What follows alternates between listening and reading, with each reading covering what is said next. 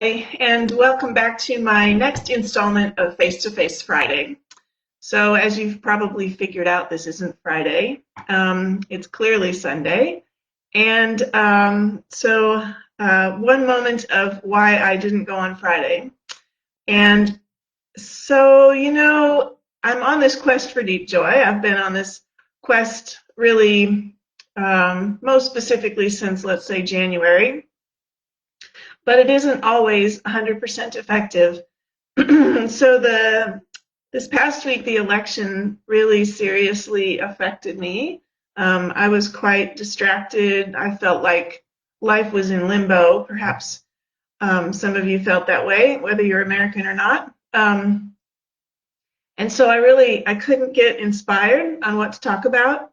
And I couldn't, even if I could come up with ideas, I just didn't feel the energy to talk to all of you. So, but now we have an answer. Probably for half of the Americans, well, we know for half the Americans it's not the right answer, and for half of the other Americans, it is the perfect answer. So I wanted to talk today about what it means to be in deep joy and to still live in the world of empathy. For me, the quest for deep joy is this daily practice, right? It's a daily practice that's guided by a belief in goodness, in the goodness of humanity, and in the importance of progress forward. We have whatever is our purpose in life, we have that North Star that guides us forward. But sometimes how we think we're going to get there isn't what happens. Sometimes our team doesn't win, and so there is, a point of grief and mourning for that. What might feel like a waste of time, but of course, in the process of America, that isn't the waste, right? The making your voice heard and making your vote count is part of the process that we go through every 4 years, sometimes every 2 years for other kinds of seats. What's important, I think, to remember is that if we can get to this point of deep joy, we have this constant base of not happiness in terms of a lightweight emotion, but really a self-confidence and a confidence in the goodness of humanity and in the focus on the future. And that if we can use that empathy, if we can use empathy to listen to those who don't believe the same thing we do, to really have a good conversation across diverse opinions, if we can really use that skill of active listening where, like Stephen Covey said in his 7 Habits, seek first to understand, don't seek first to reply.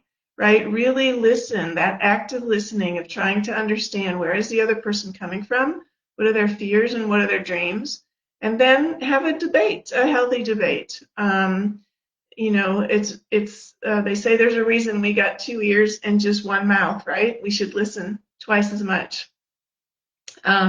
So I hope that over the coming months and over the coming years, we can all find a way for collaboration, not competition.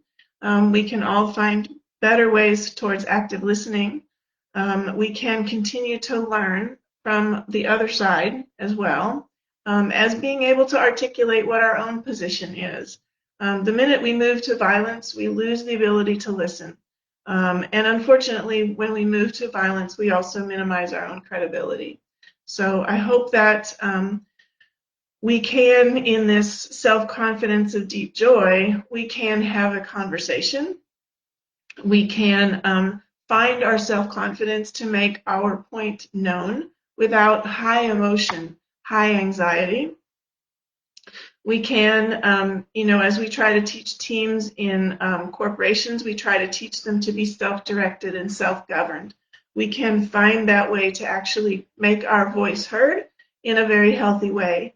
And to find diversity and collaboration to be the part of the joy that makes our life worthwhile. So I suppose that's the gist of my message today. That I hope we will continue to listen and learn from each other. and that really this message doesn't matter if you're American or not, right? There are politics and there are other kinds of arguments in every country on the planet. So I think the message is universal.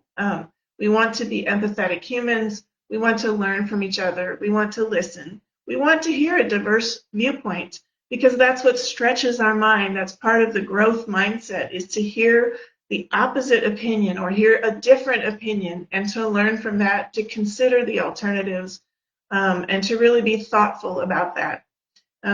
One more message about social media. We have to be super careful. If you haven't watched The Social Dilemma on Netflix, it's well worth the time. It's about an hour and a half. I've mentioned it before. But what's really important is to remember that what's being presented to you on social media is a taste of your own reality, of your own thinking that's going to support your own thoughts. It's not a diverse viewpoint. It is engineered to keep you connected, and it is engineered to make you click. It is not engineered to make you think. So be careful. Get off social media. Create your conversations. Oh, I know you're listening to me on social media, so there you go.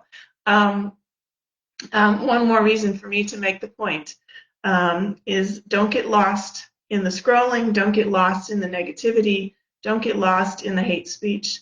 It can be engineered by anybody, and the algorithms are powerful, so be super careful. Be a critical thinker, be a learner, be a reader, and talk to the people that matter to you. Talk to the people that have a viewpoint like yours, but also talk to the people who don't. So I hope this has been useful. I hope it hasn't been too political. My message is really for the rest of all of the world, not just America. But I hope you will learn a bit more about empathy and a bit more about the quest for deep joy, because it ain't perfect, right? And as humans, we aren't perfect. But we can take a step forward every day. We can make a move towards the future. We can listen to those who are smarter about whatever the topic is, but we can have our own opinions too, and we can learn to articulate those opinions. And in my own case, I can learn to actually articulate my opinions while there's a live camera watching me. So we can all learn a bit. Anyway, I'm here to help. If you have a desire to be stronger in your deep joy, if you have a desire to take that quest for deep joy, which is about a 3-month program that helps you learn some daily practices, it helps you open your mind towards the growth mindset, and it helps you to find your own North Star and to figure out the plan to move towards that North Star for you. So have a great Sunday, everybody. I'll talk to you next week. Bye-bye.